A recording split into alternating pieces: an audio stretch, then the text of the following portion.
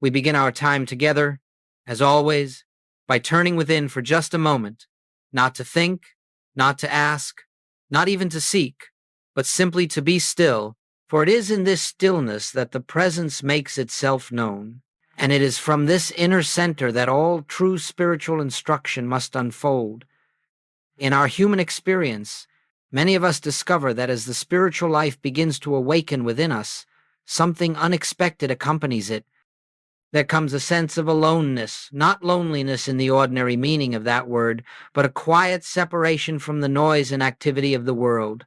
Some experience it as a withdrawal from old friendships, old interests, even old identities. Others feel it as a gentle inner distance, a recognition that the outer world no longer satisfies as it once did. And often the mind interprets this as something being wrong. Why do I feel so apart from others?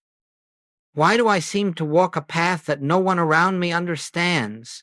I want you to know today that nothing is wrong.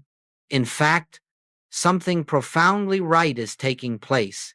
This sense of aloneness is one of the first signs that the soul is beginning to awaken to its true source.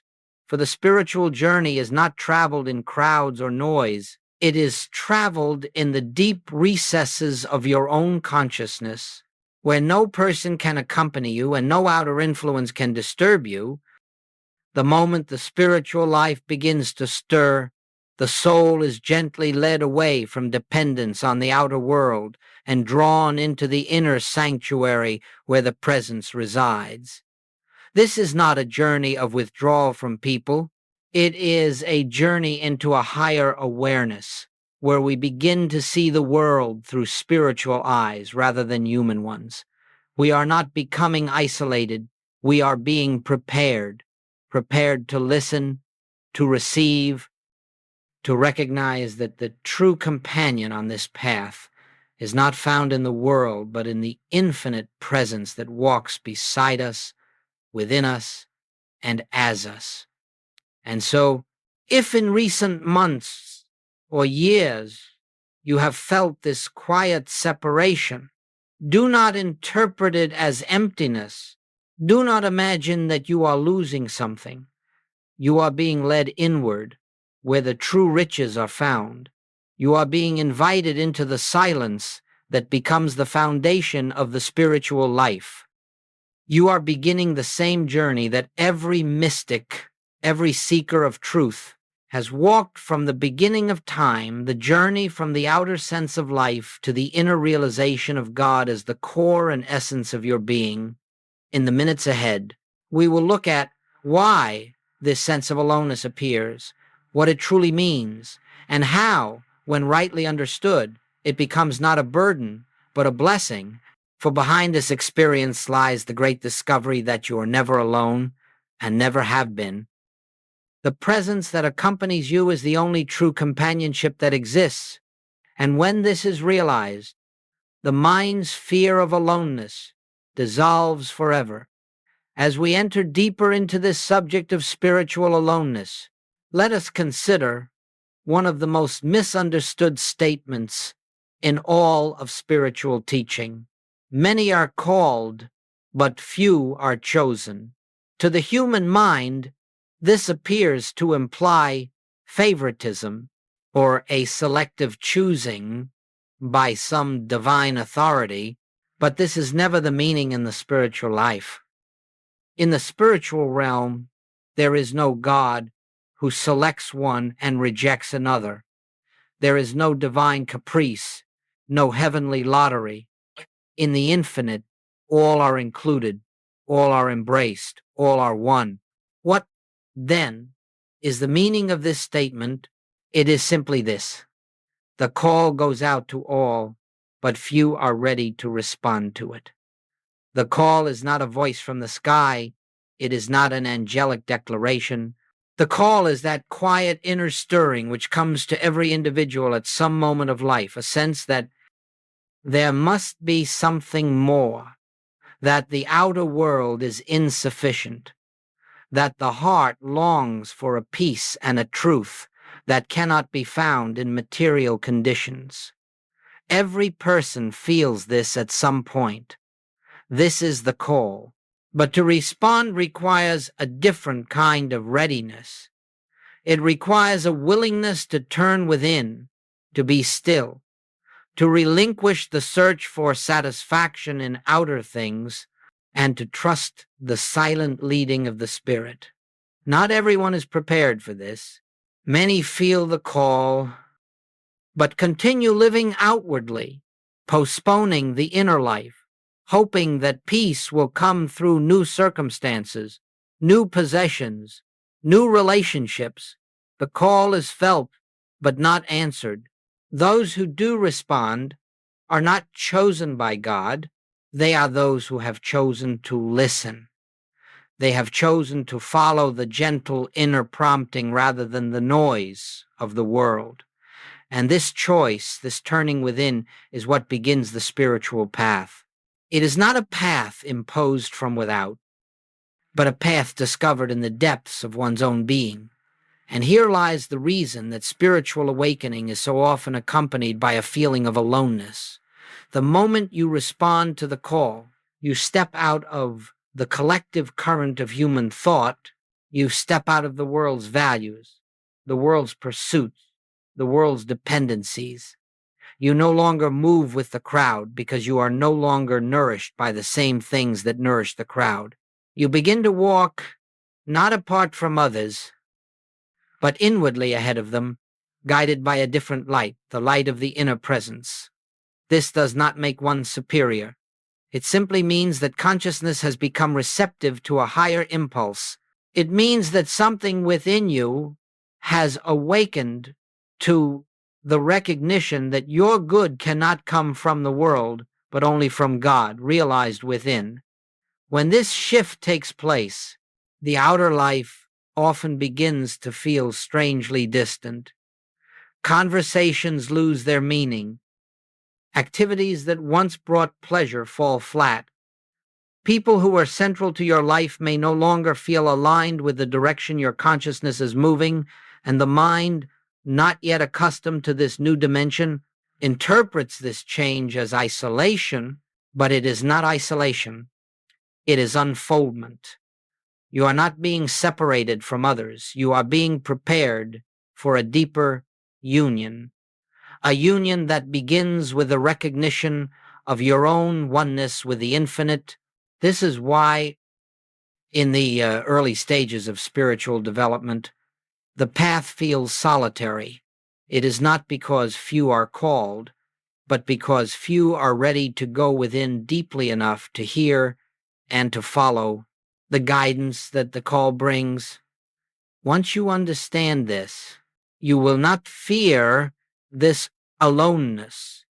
You will recognize it as the sign that the Spirit has drawn you inward, away from the world's distractions, so that you may come into conscious contact with the presence that has been with you from the beginning. As we continue our meditation on this subject, let us gently observe a truth that becomes evident to every sincere seeker. The moment the inner light begins to dawn, the world appears to grow dim. This is not because the world has changed, but because the faculties by which you lived have been touched by Spirit, and what once satisfied you no longer suffices. In the human experience, our sense of identity is built upon outward things, relationships, occupations, accomplishments, past memories, and future expectations. These form the fabric of the personal life. But when the spiritual awakening begins, this fabric quietly loosens. You discover, sometimes to your surprise, that the desires which once drove you no longer hold the same power. The conversations that once stirred you now leave you empty. The activities that once entertained you no longer nourish your heart. This is the beginning of that sense we call isolation. But it is not isolation in the spiritual sense. What is happening is that consciousness is turning away from the surface of life and beginning to listen to the deeper currents within. You are not withdrawing from people, you are withdrawing from dependence upon the outer realm. And as this takes place, the mind begins to feel uncertain, even confused, because it cannot yet interpret the change. The mind says, why do I feel separate? Why has life grown quieter? Why have people drifted away? But the soul whispers, you are being led inward. This transition is as natural as a seed growing beneath the soil, unseen yet fully alive. No one sees the seed's transformation, yet something miraculous is occurring. So it is in your consciousness, the roots of your being are reaching deeper. The soul is drawing nourishment from a new source. And until this inner foundation is established, there will be a sense of being between worlds, not fully at home in the outer, and not yet fully awakened to the inner. This is not a failing. It is the necessary passage every mystic has walked, for the spiritual path does not begin with fullness. It begins with emptiness, a clearing away of what is no longer true, so that the truth may be revealed. As consciousness awakens, you begin to perceive life differently. You look at the world and feel a compassion you did not know before. You see fear where others see anger, innocence where others see guilt, unity where others see division. And because this vision is not yet shared by those around you, it may seem as though you live in a different atmosphere, breathing a different air, but you are not alone in this atmosphere. You are simply becoming aware of a dimension that was always present but previously hidden. Goldsmith often taught, when you awaken out of the world, not out of people, but out of the world's belief in separation. And this awakening, though it may feel solitary, is the very doorway into companionship with the infinite. Human companionship, as precious as it is, can never take the place of the inner assurance that comes from knowing that I and the source of my being are one. Until this assurance is felt, the soul walks gently, sometimes quietly, sometimes even with a sense of being misunderstood. But all of this is temporary. The loneliness is not a condition, it is an indication that the old identity is dissolving and the new identity, rooted in spirit, is emerging. Therefore, let us not resist this phase. Let us not try to fill it with noise or activity. Let us not seek to recreate the outer pleasures of yesterday. Instead, let us rest in the recognition that this sense of isolation is the Spirit's way of loosening our grip on the external so that the internal may reveal its presence. As the outer world grows quieter, the inner world becomes clearer. And soon we begin to discover that this aloneness is not loneliness at all. It is the silence of God preparing to speak. As we move further into this contemplation, let us open ourselves to a truth that is central to the spiritual life. True companionship is not found in the outer world, but in the realized presence within. The unfolding of this truth marks one of the most delicate transitions on the path, a transition from seeking support, comfort, or understanding from the world to discovering that all of this has its source in the infinite that dwells at the center of your being, in the ordinary human sense of life. Companionship is measured by human relationships, family, friends, colleagues, communities, and while these relationships have their rightful place, they are not the foundation of spiritual living. They cannot be. For anything built upon persons, conditions, or circumstances is subject to change, and what is subject to change cannot be the rock upon which the soul establishes its peace.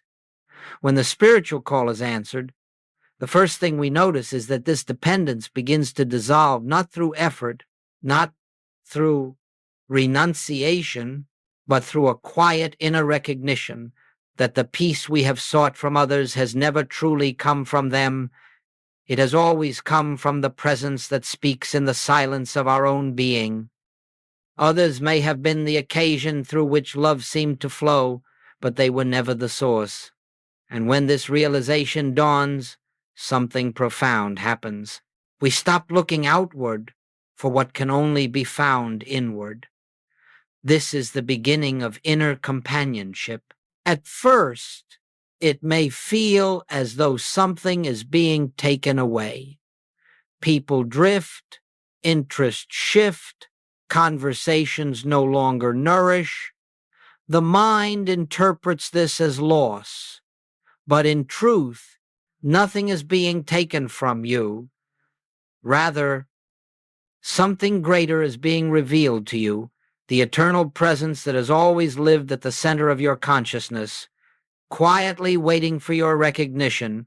Goldsmith would often say, "When you make God your companion, you discover that you have never walked alone." This is not poetry.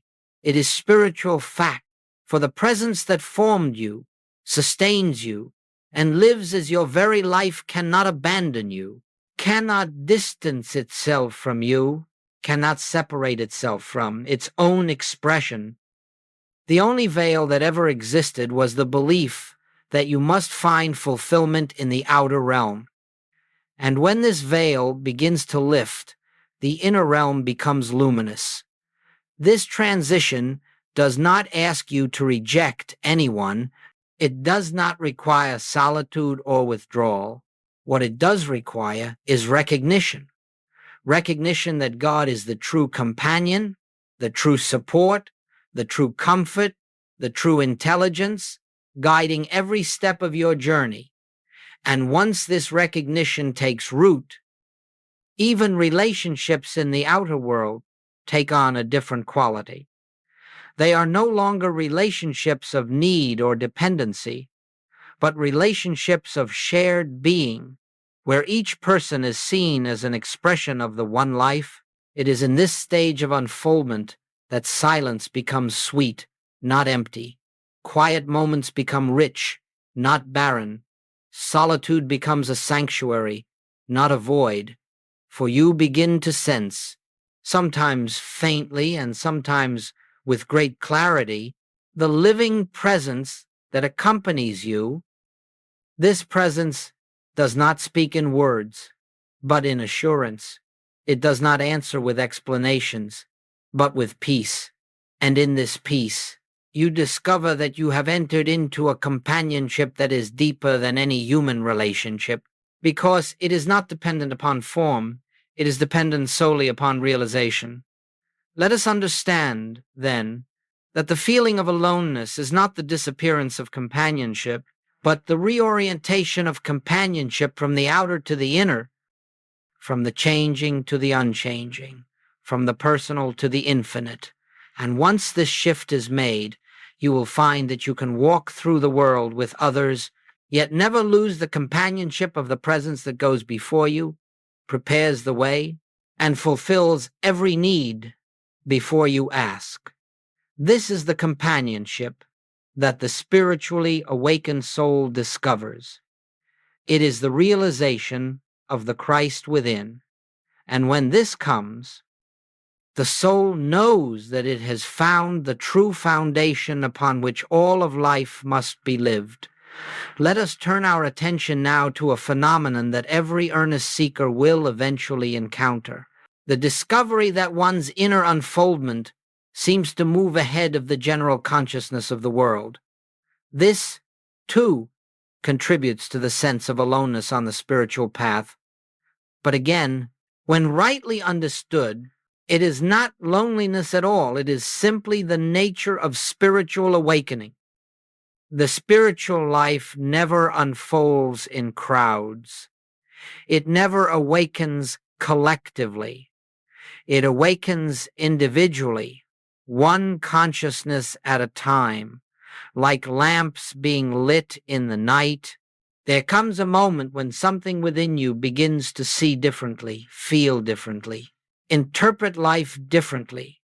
You find yourself perceiving a unity where others still see division, a peace where others feel conflict, a spiritual reality behind the appearance of material conditions. And because this inner sight is not yet common to those around you, it may seem as though you walk ahead quietly, almost invisibly guided by a light that others do not yet perceive. But this does not make you special.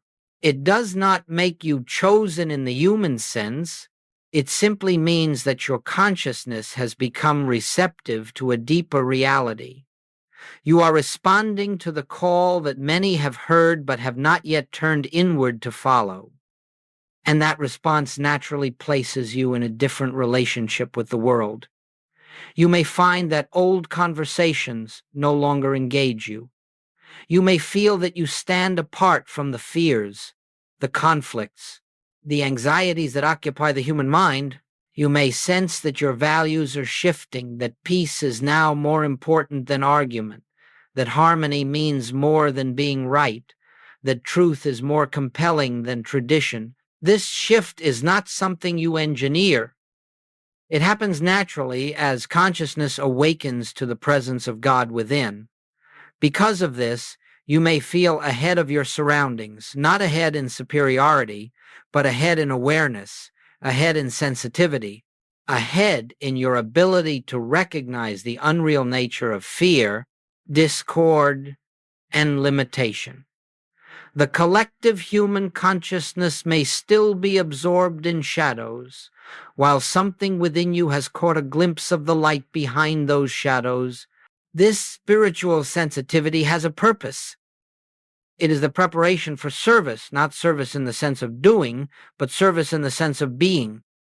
For when you have risen into a higher conviction of the presence, you carry an atmosphere with you. That atmosphere becomes a blessing to the world. Even when no words are spoken, Goldsmith reminded us that the consciousness of truth in one individual becomes the light of the world, and it becomes the light precisely because it is not dependent on outer conditions. To walk ahead in consciousness is simply to walk with transparency to truth.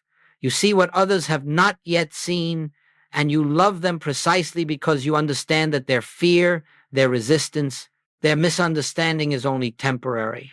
They are not separate from God. They are simply not yet aware of their union with the infinite. And when this realization becomes clear to you, compassion takes the place of judgment. You do not feel superior. You feel responsible not to teach, not to convince, but to maintain your awareness of the presence. This quiet awareness becomes your ministry, whether or not you speak of it. Everywhere you go, you carry with you a consciousness of peace, of safety, of assurance, and even when others do not understand what you understand, they feel something in your presence. They feel the calm, the non-reaction, the absence of fear. This is what it means to walk ahead. You walk as one who has seen behind the veil and therefore cannot be disturbed by the play of shadows. But walking ahead is never walking alone. It is walking with the presence. It is walking with the inner assurance that you are guided, sustained, and upheld by the infinite. And while others may not accompany you outwardly, they are included within your consciousness of oneness. You carry them not as persons, not as separate beings, but as part of the same infinite life that animates your own existence. Thus, what appears at first as isolation becomes, in truth, the recognition of unity at a level deeper than human understanding. You are not ahead to distance yourself from others.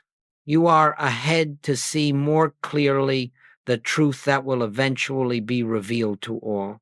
As we continue unfolding this theme, we come now to one of the most sacred truths in the spiritual life, the discovery of silence, as the doorway to divine companionship. It is here, perhaps more than anywhere else, that the sense of aloneness begins to dissolve and the reality of the presence begins to dawn, not as a belief, not as a hope, but as a living experience. In the human sense of life, silence is often associated with emptiness, with absence, with the lack of something. But in the spiritual life, silence is fullness. It is the atmosphere in which the presence makes itself known. It is the womb of spiritual realization, and until we become comfortable indeed, at home in this silence, we cannot fully understand the meaning of divine companionship. You see, as long as we look to the world for our sense of connection, our sense of identity, or our sense of support, we cannot hear the gentle whisper of the Spirit. The world speaks loudly, the Spirit speaks softly, and until the outer noise subsides, both the noise around us and the noise within us, the inner voice remains unheard. This is why, in the earlier stages of awakening, the soul is led into what feels like solitude. It is not punishment, it is preparation. The Spirit is preparing a space within your consciousness where something higher may enter. And this space must be quiet, quiet of fear, quiet of desire, quiet of striving, quiet of expectation. Only in this quietude can the presence register, Goldsmith often said. In the silence, God becomes real. He did not mean that God becomes real in the sense of coming into being. God is always real.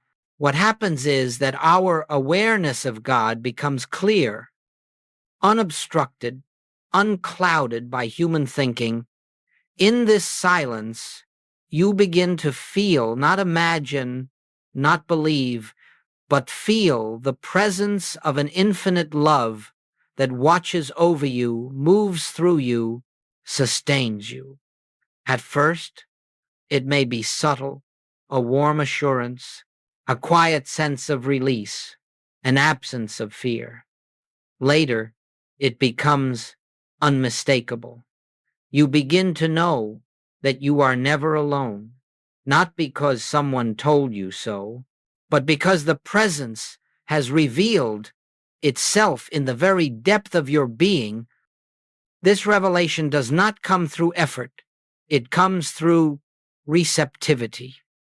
It does not come through words or thoughts. It comes through stillness. And it is in this stillness that divine companionship becomes more real than any human relationship could ever be. For human relationships may falter, may change, may come and go, but the presence that reveals itself in silence is eternal, unchanging, closer than breathing, nearer than hands and feet. Many seekers misunderstand silence. They approach it as a technique, as something to practice for results. But silence is not a technique. It is a state of consciousness. It is the recognition that nothing needs to be added. Nothing needs to be sought. Nothing needs to be changed. God is already here.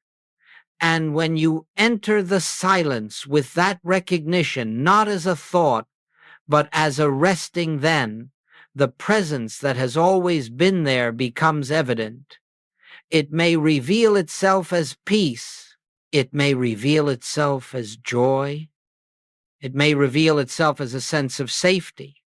It may reveal itself simply as the absence of fear. But whatever form it takes, it is always the same presence, the same I that is the core of your being. And once you have touched this inner companionship, you will never again believe that your well-being depends upon outer conditions. You will never again feel the same sense of abandonment or isolation, because you will know that the infinite walks with you, lives as you, and goes before you in all things. Thus, silence is not an empty space. It is the meeting place between the human and the divine.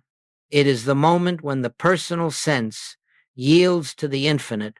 And in that moment, whether it lasts a second or an hour, you know what Goldsmith meant when he said, "Where the presence is realized, there is peace." The gift of silence is that it reveals the only true companionship you will ever need, the companionship of God realized as your own being. And once this realization has touched you, even briefly, you are never again truly alone. As we stay within this atmosphere of stillness, let us look now at a beautiful truth that unfolds naturally on the spiritual path. After the soul has discovered inner companionship with the presence, outer companionship returns, but in a new form, on a higher level, free from dependence and fear. Many seekers fear the sense of aloneness that accompanies the beginning of their awakening. They imagine that the spiritual life will require them to walk apart from the world forever. But this is not the case. The period of solitude is only temporary. It is a preparation, not an ending.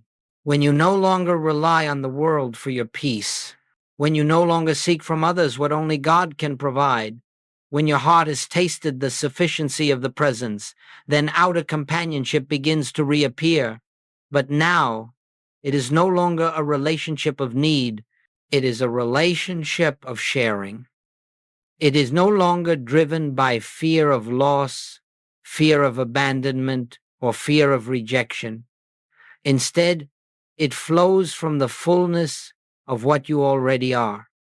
You see, it is only the empty cup that grasps for relationships. The cup that is full spills over, and in the spiritual life, that overflow becomes the basis of true relationship. Goldsmith would often remind us that when we no longer cling to the outer returns not as a source, but as an expression. When God is recognized as the one true companion, all human companionship becomes a form through which his love may be expressed, but never the foundation upon which our peace depends.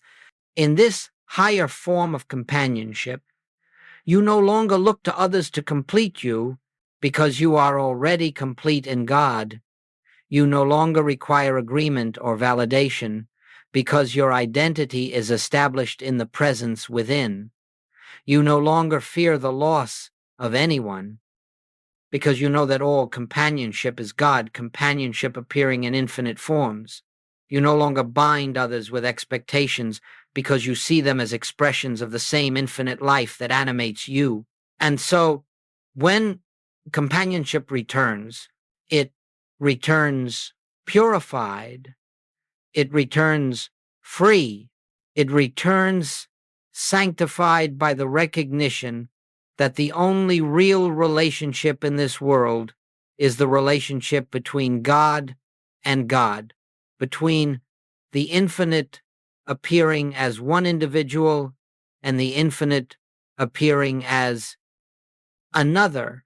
Human relationship becomes beautiful only when it rests upon this truth.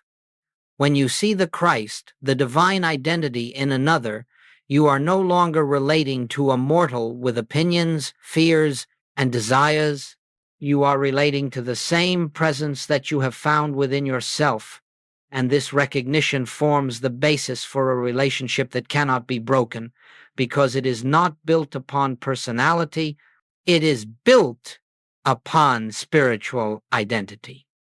This is why, after the period of spiritual solitude, many discover that new relationships enter their lives, relationships marked by depth, authenticity, and a quiet inner harmony. These are not relationships formed through effort. They arise naturally, drawn by the activity of the presence within you.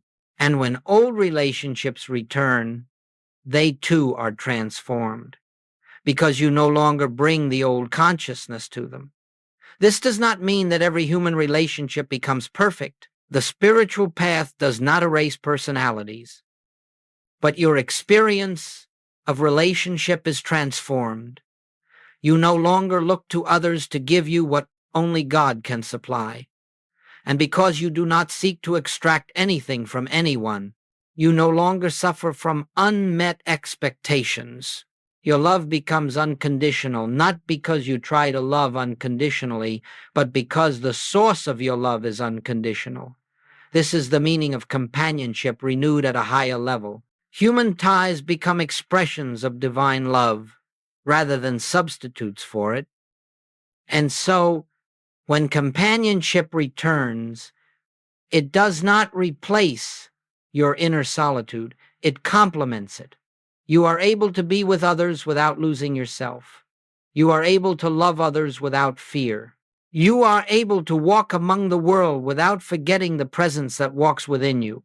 This is the fruit of the spiritual life. First, the inner companionship, then the renewed outer companionship.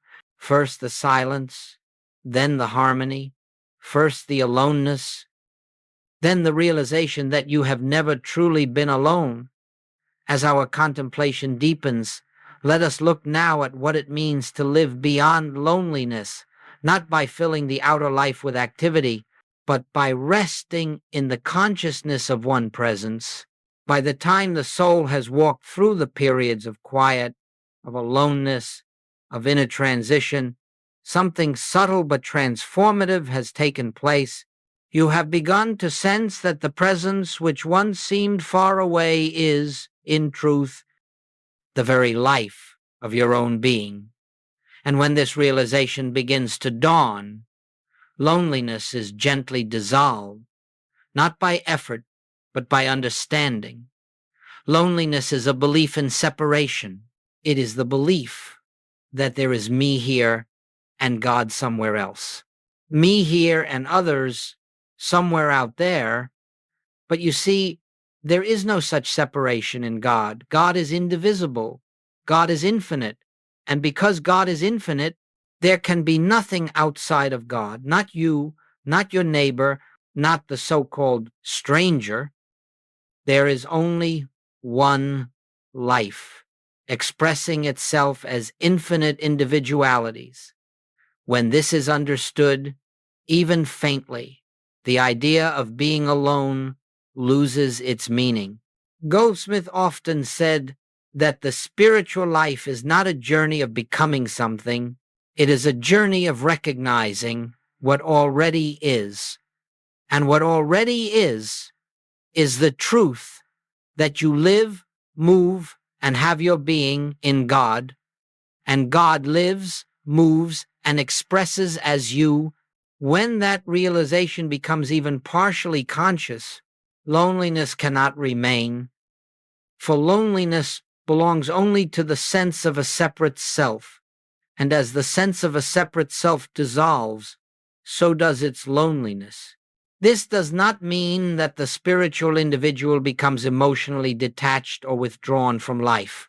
On the contrary, one becomes more deeply connected not through dependency, but through recognition.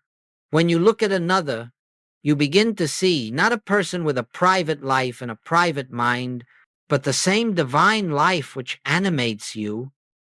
You begin to see the presence expressing itself in every face, behind every form, in every circumstance. And wherever the presence is recognized, loneliness is impossible, for you are beholding the same life everywhere.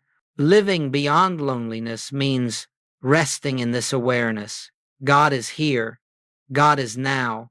God is the very essence of all being. It means knowing that the one who walks with you in silence walks with all others in the same silence. You are not apart from life, nor is life apart from you.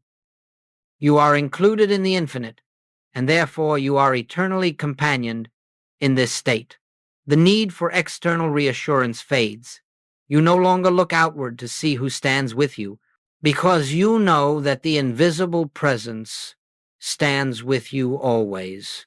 And when this presence is recognized, human relationships become richer, not poorer. You can meet others without fear, without the need to grasp, without the dread of losing, because you know God is the companionship. God is the love. God is the support. God is the fulfillment. And so you begin to live from a center that is whole. You meet life from a consciousness that is full. You rest in a peace that the world cannot give and cannot take away. The spiritual journey has brought you to the realization of oneness, and that realization is the end of loneliness. But know this, the peace you experience is not something you have achieved. It is something you have uncovered. It was always present, always available, always your true nature. Loneliness was the dream. Oneness is the reality. And now, as consciousness expands, you begin to live from that reality, not occasionally, not only in meditation, but more and more as the natural state of your being. To live beyond loneliness is to walk through the world with an inner assurance. I and the presence are one, and this presence is all that truly is. From this assurance flows a serenity that no circumstance can disturb. From this assurance flows a love that does not fluctuate. From this assurance flows a companionship that is eternal. This is the fruit of the spiritual path. This is the gift awaiting every soul. And once tasted, it becomes the ground upon which you walk, the air you breathe, the quiet strength that accompanies you in all things.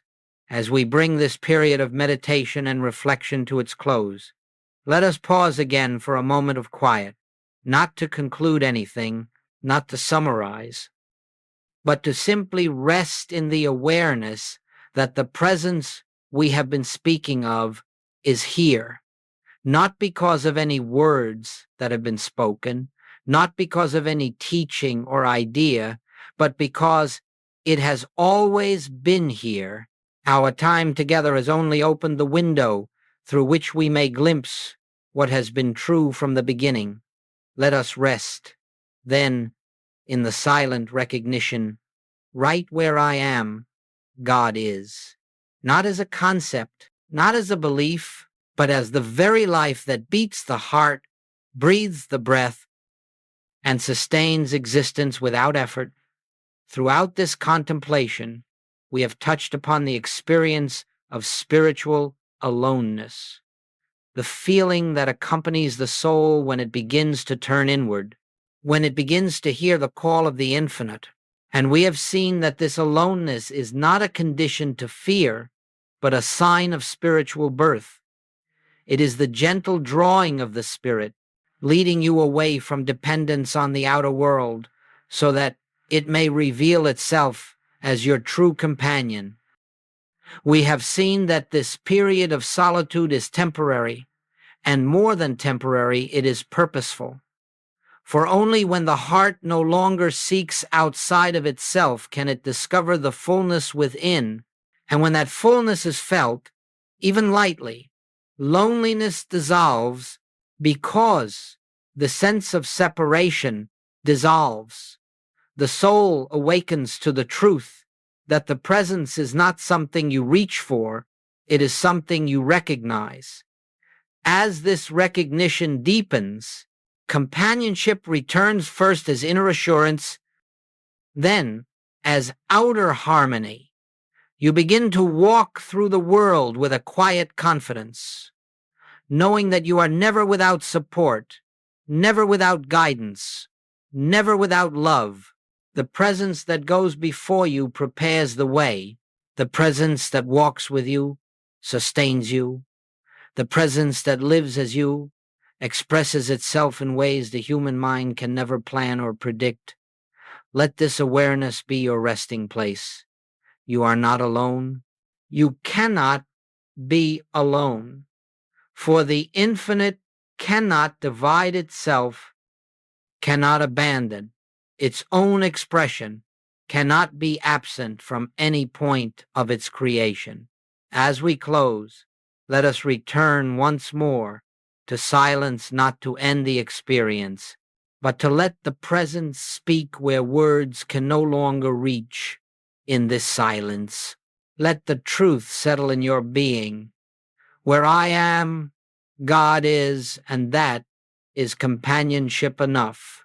May this awareness go with you as you rise from meditation. May it accompany you through your daily tasks. May it walk before you into every encounter. And may it remind you again and again that all is well because all is God. Let us rest now for just a breath in the peace that requires no explanation and no effort, the peace that is the very nature of the presence within.